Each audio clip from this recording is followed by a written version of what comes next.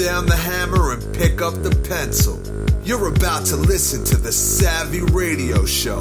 Learn from real-life real estate investors, experience revealed with the Savvy Landlord as your host. What's going on, Savvy Investors? This is your boy, Steve VanCauwenbergh. Been way too long, like over 2 weeks, and I got nothing to say, but I'm trying. I'm trying to get back on it, trying to do it, and I will reveal what's going on over time, but right now I'm doing it. I'm trying to be the savvy investor and savvy. But anyway, so I'm grinding it out on a daily, trying to get it done. And I'm really trying to analyze my business from top to bottom, from left to right. And I want to encourage you to do the same. So I'm trying to expand. I'm trying to grow. I'm trying to shrink. I'm trying to be better. I'm trying to allocate funds. I'm trying to grab funds, not waste funds, and cut the bottom from that's holding me down. It's like an anchor. And one of the things that I came across that was very interesting is, what does it take to do a make ready, a changeover, managing changeover? That's the subject today, is managing changeover. So think about it for a minute there, ladies and gentlemen, boys and girls, savvy investors. That's you. You tuned in to the Savvy Radio Show. Bang, bang, boom, boom. Have you ever really thought about how long does it take to do a make ready, a changeover? And let me give you the number. Let me see if you can guess. Is it 1 hour of your time, 3 hours of your time, 6 hours of your time, 10 hours of your time? How about 18 hours of your time? Wow. When you look at it like that, I think you're going to jump a little bit faster when a tenant gives you a 30-day notice and you need to jump on it, right? Don't try to be like your boy here, kind of just like, oh, we got a 30-day notice, I'll get to that later. Procrastination is costing you money, and this is why. First of all, the first hour is the notice of confirmation. Now, you want to get a 60-day notice, which would be great, and you should reward your tenants to give you a 60-day notice. I just made that up, right? No, most people give a 30-day, but hey, if you give me a 60-day notice in advance, maybe I can compensate you a discount, or like 10% off, or 5%, or $1 or $10, or a gift card for $25 for Amazon if you give me a 60-day notice. That gives me 60 days to get a plan in motion. And then also, I would leverage that tenant to show the property for me, incentivize that tenant to show it. You know, Mr. Landlord, Jeffrey Taylor, bang, bang, one of my mentors, off the chain. And his thing, he never wants a changeover. As soon as someone's moving out, like at 2 o'clock, just like a hotel room, at 3:30, someone else is moving in. How do you do that? Man, I was like, wow, 10 years ago, wow, how do you do that? You do it by knowing how long it takes to do a changeover. When I break this off to you, you're going to say, wow, I didn't know all these moving parts are involved with the changeover. So let's incentivize people so we don't have all these delays, and delays cost you money.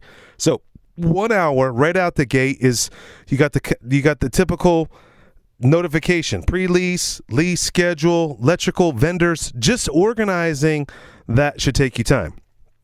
What is it really costing you? You got to deal with the tenant. You got to send them a letter. You got to send them a checklist, a cleaning checklist. You got to set up an expectation. Listen, this is how we do it. This is what happens with the changeover. That's at least an hour of your time. Now, we have another hour. You got to go and meet the property. Now, normal, typical, this is just, maybe I should do a podcast on this, and if I may have done this one, and if I haven't, let me know if I need to do one. But how about a move out process? That's what we have at the OKC Apple Homes. We got a move out process. When they move out, a series of events take place. One, we got a notice. We give them confirmation. We call them. Is there anything wrong with the property? How's it going? Can you show the property? Then after they say, yes, no, I hate you, blah, blah, blah, we send them 2 weeks before their move out date. And now we're learning a little wisdom here. Let's just not move out on the 30th or the 31st or even the 1st. Let's move out on the 20th or 25th. Ooh, you had to hit pause on that. Oh, Is it possible? Absolutely, it's possible. Your job as a property manager, investor, or have your general manager or manager do this, get them out as fast as possible and get someone in as fast as possible. What is it really worth to you? A lot of people just realize that 1 week of rent is, $100, $200, right? But not really. What if you have a whole month of vacancy? And what is that tenant really worth? That's what I'm trying to tell you today. You got 18 hours of a make ready, of a changeover. And if you could save 1 month, or what is it worth to you? $1,000, $2,000? How about the anguish? How about the time? How about putting all that cost back on the tenant? When I started looking at tenants, aka residents, and I start realizing their value, when a tenant comes in and they're paying $500 a month, I don't look at, oh, there's that chick again paying $500. Nope. I think there she is. That's $6,000. That's 6 G's walking through the door. How can I help you? When I realize what the value is, you have a different perspective. You work maybe a little bit harder. Maybe you smile a little bit bigger, right? So when if you're going to get a tip and you're a server and oh, I've seen that customer before. Last time that customer dropped me 20, I'm going to treat that person a little bit different. When you see their value, you're going to treat them better. All right. So we already got the second hour. So in hour 1, notices, confirmation. Number 2, set up an inspection. 2 weeks out, or actually when someone gives me notice, I send them out a move out instructions. Bang, 4 pages. This is what we expect from you. We want the baseboards cleaned. We want the refrigerator cleaned. We want the stove clean. And if you don't clean them, it's going to cost you this much money of your deposit. Our goal is to give you the whole deposit. I know you want the deposit. Everybody needs a deposit. Everybody likes cash. It's yours. It's the law. We want to give it to you. But this is how you need to get it. When you moved in, the property was like this. We want it the exact same way. Actually, we want it better than the way we found it. So how do we send them that notice? 2 weeks in, we call them and say, hey, we're going to set up an initial inspection. And what this is like, hey, we want to get on the front end. And in our office, we want to get on the front end and find out what's going on inside the property. And so we can allocate resources, aka budget, time, workers, so we can get a jump on this right now. And if it's going to be a conflict of issue or conflict of interest, meaning there's a hole in the wall, we can start dealing with that now. We can start repairing that now on their dime, on the tenant's dime, because they broke it. They need to pay it. And we're just upfront with it. That's something at 43 years old, ladies and gents, I am tired of just assuming stuff. And I think I've learned this from a wonderful woman. She's my general manager. She has taught me so much. I just, be upfront with people, be clear, write out their expectations. We don't want no guesswork, right? We don't want no guesswork, because when guesswork happens, assumptions happens, and what ASSUME makes an ass out of you and me. So we don't want to assume, hey, that there's damages. We need to get it done. So when you do that, it's 2 hours to go over there, take pictures. Now you got to drive over there. Now we're in it for 2 hours. Wow, 2 hours. We set up a scope of work, try to find a contractor, get that ball working. Then you got to get all that. Then you got to set up, you got to budget another 2 hours for initial clean. And if they're ghetto tenants, and I just heard a story today from a homie, that's just sad. Section 8. I know Section 8's got a bad rep, man. I've been doing this for almost 20 years, and I was all into Section 8, man. Then I was out of Section 8. Now I'm in Section 8. And then someone asked me the other day, how many units do you have Section 8? I don't know, 15, 20. And then I hear these stories of just Section 8 people just jacking the deal up. I mean, listen, I've actually kind of flirted back with Section 8. I've been dealing with a new property manager, and they have a great business model with Section 8. And just what the point is to solve that problem. Not all Section 8, not everybody's ghetto, okay?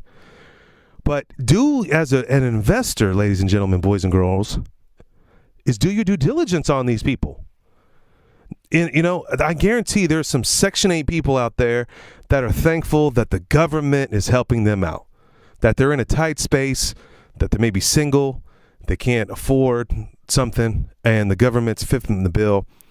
And you, as a landlord, you're benefiting from that. But that person may be genuine. They may be sincere. They may need that help short term, and they may be clean. It is your job, you or your property manager's job, to vet that individual out to make sure that they can comply with you. Now, keep in mind, Section 8, when people ask me this question, what do you think about Section 8? I always say this. Take a deep breath. And I say, if they do something wrong, you ain't going to get no money. If they tear it up, you can't sue them. They got no money. So be prepared for that situation, because more often than not, it comes up. But we can't judge everybody all the time. We got to do our due diligence and have that conversation with them. Go by their crib. Look at your car. Are they dirty? Do they talk dirty? Are they dirty on Facebook? If they're dirty in those areas, they're going to be dirty in your crib. You don't want to rent to them. So you got 2 hours. We got 1 hour confirmation, scheduling, drama. 1 hour initial inspection, driving your butt over there, talking to them. 2 hours initial clean out, trash out for the ghetto ones. 2 hours on initial maintenance. Maybe fixing a toilet, doing all that jazz. Then factor in 6 hours, man hours. We're talking 18 man hours of a changeover. 6 hours for painting. All changeovers, including apartments, single family, 6 hours of labor and painting. Wow. When you look at it like that, what does this cost you? Then you got to go back after it's painted, maybe do some more maintenance, something that the first maintenance crew forgot, another 2 hours. Then you got 2 hours and another final clean. It's got to be pimping. It's got to look good. If you want to get top dollar, you can't cut corners. I've done this for so long. I've noticed 20 years later, I just now figured this crap out. And I haven't even figured it out. If the product is dirty, the people that want to rent it are dirty. And the good tenants that are clean, they don't want to rent dirty. Oh, VanCauwenbergh, that's a witness. No, that's dumb. That's truth. I was always trying to cut a corner, man. I always like, no, I'll clean that later. No. You want it looking, spicking, flipping, span, baby. You want it to be better than your own crib. Yep, I said it and I speak it. Find a $15. You should be paying $25. That's someone that provides the supplies to clean. Get that deal humming. Get it smelling. When you walk in, is it ghetto? Or is it clean? Is it organized? Does it look good? Even I'm having some issues right now. I'm trying to jazz my deal up. I'm trying to add some fluff. I'm trying to put some pictures on the wall. Man, I'm trying. And then you got 2 more hours of floor cleaning, steam cleaning, hard surface cleaning. You want it popping. All that is 18 hours. Let's run through it again. 1 hour dealing with the initial consultation. Then you got the inspection, 1 hour. Then you got 2 hours clean, 2 hours maintenance, 6 hours of painting, 2 hours of more maintenance at the end. Final clean, steam clean. Might need to put new carpet in. 18 hours. What does it cost? So you're savvy, right? You tuned into the show, and I appreciate that. Let your boy know, because I'm trying to come back into the game of just providing straight, pure knowledge of content. Now, the next time when someone gives you a 30-day notice, what are you going to do? You're going to jump on it. If someone needs to hear this message today, you're going to get on it. You're going to call them back. You're going to incentivize that tenant and say, hey, would you mind helping me? Is it worth it to you if you could show the property? Your goal is to, Mr. Landlord, if someone's moving out, someone's moving in. You want to get all these repairs done. You want to save 18 hours on someone else's time. Now, this may be a little bloated. This 18 hours may be a little extreme, but let's just cut this down. Use checklists. Use text messaging. Get the ball rolling now. Save money, make money so you can go buy more assets. Thanks for listening to the Savvy Radio Show. Glide online and listen to our other motivating episodes at savvyradioshow.com. Connect on Twitter at LandlordBook and always be buying assets.